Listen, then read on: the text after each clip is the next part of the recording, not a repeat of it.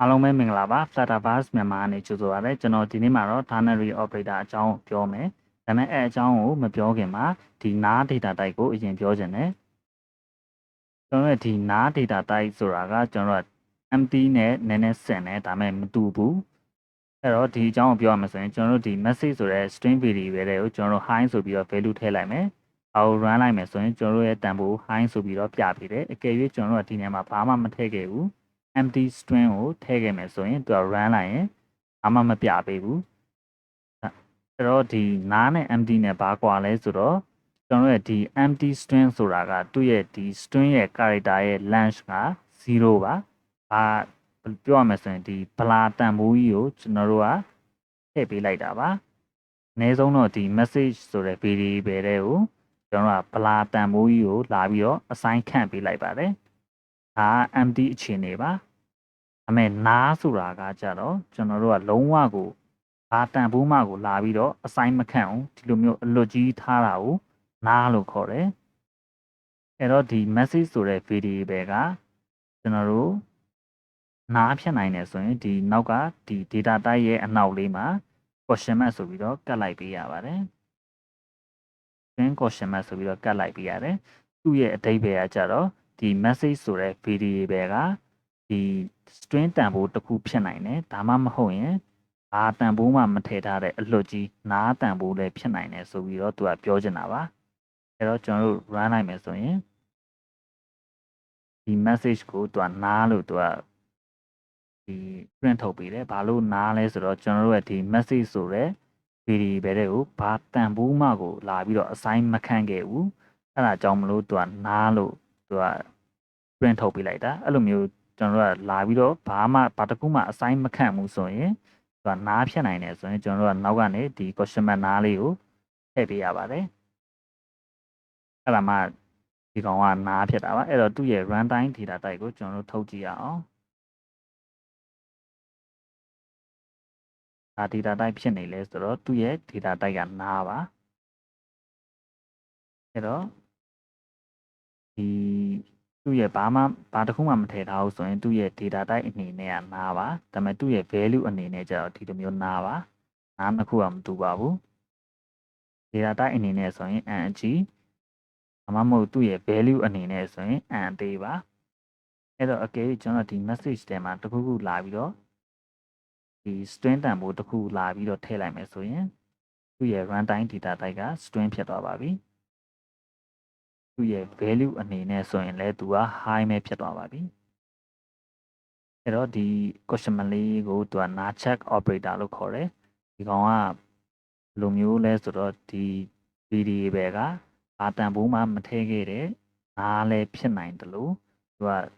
တန်ဖိုးတစ်ခုခုထည့်ခဲ့တဲ့ဒီ string တန်ဖိုးလည်းဖြစ်နိုင်တယ်ဆိုတာမျိုးပြောချင်တာပါဒါ question mark လေးထည့်ပြရပါတယ်အဲ့တော့ဒီ string မှာမဟုတ်ဘူး integer မှာဆိုရင်လည်းကျွန်တော်တို့ကခုလိုမျိုးလာပြီးတော့သုံးလို့ရတယ် sorry num1 ကိုကျွန်တော်တို့ print ထုတ်လိုက်မယ်ဒါဆိုရင် num1 က0ပါအကယ်၍ကျွန်တော်တို့ကဒီ num1 နေရာကိုဘာတန်ဖိုးမှကိုလာပြီးတော့ assign မခန့်ဘူးဆိုရင်သူ့ရဲ့ value ကနားဖြစ်ပါတယ်ဟုတ်ပြီဒါဆိုရင်တော့ဒီနားဆိုတာဘာလဲဆိုတာကိုသဘောပေါက်လိမ့်မယ်လို့ထင်ပါတယ်အဲ့တော့ကျွန်တော်တို့ကနားချက် operator ဖြစ်တဲ့နောက်က question mark လေးထည့်ပေးလိုက်ရင်ဒီတန်ဖိုးကနားဒါမှမဟုတ်ရင်ကျွန်တော်တို့ကြီးညာခဲ့တဲ့ data type တစ်ခုဖြစ်မယ်ဆိုတာကိုလာပြီးတော့ဒီလိုပုံစံမျိုးနဲ့ရေးလို့ရပါတယ်ဟုတ်ပြီအဲ့ဆိုရင် ternary operator အကြောင်းပြောမယ်အဲ့တော့ဒီအကြောင်းကိုမပြောခင်မှာဒီမှာ if s တင်ခဲ့တယ်လို့မျိုးပဲဒီကောင်က တစ်ခုနဲ့တူတူပဲဒါပေမဲ့ရေးပုံရေးနည်းပဲကွာသွားတာအဲ့တော့ဒီ if s ကိုပြန်ကြည့်မယ်ဆိုရင်ကျွန်တော်တို့က score ကို83လို့ပေးထားတယ်အဲ့တော့ကျွန်တော်တို့ရဲ့ score က50ပြောင်းလိုက်မယ်ကျွန်တော်တို့ရဲ့ဒီရမှတ်က50ဒါမှမဟုတ်ရင်50ထက်ကြီးရယ်ဆိုရင်ကျွန်တော်တို့ကစောင့်မှုပဲအောင်တယ်အဲ့လိုမှမဟုတ်ဘူးဒီ50ရဲ့အောက်ကိုရောက်နေတယ်ဆိုရင်တော့ကျွန်တော်တို့ကဒီစောင့်မှုပဲကြတယ်လို့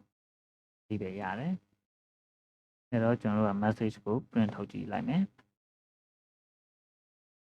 ဒါဆိုရင်ဒီ message က you pass လို့ပြတယ်ဘာလို့လဲဆိုတော့ကျွန်တော်ရဲ့ score က83ဖြစ်နေလို့ကြည့်၍ကျွန်တော်တို့ကဒီ50အောက်ဖြစ်နေတဲ့ဒီ49ဆိုပြီးတော့လာပြီးတန်ဖိုးပြောင်းလိုက်ရင်ပြီးသွားပါပြီ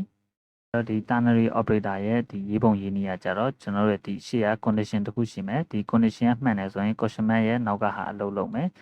ဒီ condition ကမှားသွားတယ်ဆိုရင်ဒီဟာလေးရဲ့အနောက်ကနေဥစ္စာကအလုပ်လုပ်မယ်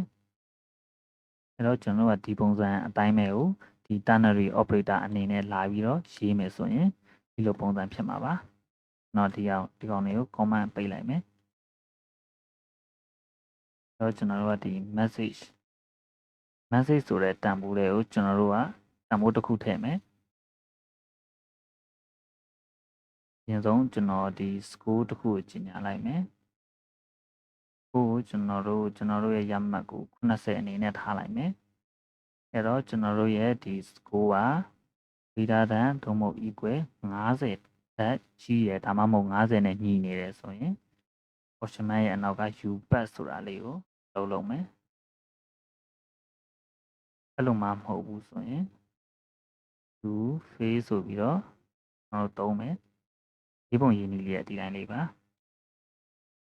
ဒီရှေ့က condition တစ်ခုဒီ condition ကမှန်လားမှားလားဆိုပြီးတော့ဆက်မယ်အကယ်၍မှန်တယ်ဆိုရင် question mark ရဲ့ဒီအနောက်ကကောင်အလုပ်လုပ်မယ်အကယ်၍ဒီ condition ကမှားသွားတယ်ဆိုရင်ဒီဟာလေးရဲ့အနောက်ကကောင်ကအလုပ်လုပ်မယ်အဲ့တော့ဒီ if s နဲ့တူတူပဲဒီ if s ကလည်းဒီ if ခွင်းရဲ့ကောင်မှန်တယ်ဆိုရင်ဒီကောင်အလုပ်လုပ်တယ်လို့ပဲဒီအကယ်၍ဒီကောင်မှားသွားတယ်ဆိုရင်ဒီ s တဲ့ကောင်အလုပ်လုပ်တဲ့ပုံစံမျိုးနဲ့တူတူပဲအဲ့တော့ကျွန်တော်တို့ဒီ message ကိုလာပြီးတော့ print ထုတ်ကြည့်အောင်နောက် print ထုတ်ကြည့်လိုက်တော့ u pass ဆိုပြီးတော့ပြတယ်အကယ်၍ကျွန်တော်တို့ကဒီ score ကို20လို့ပဲထားလိုက်တယ်ဆိုရင် u face ဆိုပြီးတော့ပြမယ်ဘာလို့လဲဆိုတော့ဒီ20ဆိုတာဒီ50ရဲ့အောက်ကိုရောက်သွားပြီဆိုတော့ဒီ condition ကမှားသွားပြီဆိုတော့ဒီအရှိအကောင်ကိုလာပြီးအလုံးမလုပ်တော့ဘူးဒီကောင်လေးရဲ့အနောက်ကကောင်ကိုလာပြီးတော့အလုံးလုံးမှာဖြစ်တဲ့အတွက်ကျွန်တော်တို့ကဒီရေးထားတဲ့ပုံစံကဒီ message ဆိုတဲ့ variable တွေကိုကျွန်တော်တို့ assign ခံမယ်ဘာ value ကို assign ခံမှာလဲဆိုတော့ဒီ condition မှန်တယ်ဆိုရင်ဒီကောင်ကို assign ခံမယ်ဒီ condition ကမှားသွားတယ်ဆိုရင်ဒီကောင်ကို assign ခံမယ်ဆိုပြီးတော့ရေးထားလိုက်တာအဲကြောင့်မလို့ဒီ condition မှားသွားတာဖြစ်တဲ့အတွက်ဒီနောက်ကကောင်ကိုလာပြီးတော့ message တွေကို assign ခံလိုက်တာဖြစ်တဲ့အတွက်ဒီ message ကို print ထုတ်ကြည့်လိုက်တော့ you face ဆိုပြီးတော့ပြတာပါဒါဆိုရင်ဒီနာ data type နဲ့ကျွန်တော်ရဲ့ဒီ ternary operator အကြောင်းကိုနားလည်လိမ့်မယ်လို့မျှော်လင့်ပါတယ်အားလုံးပဲကျေးဇူးအများကြီးတင်ပါတယ်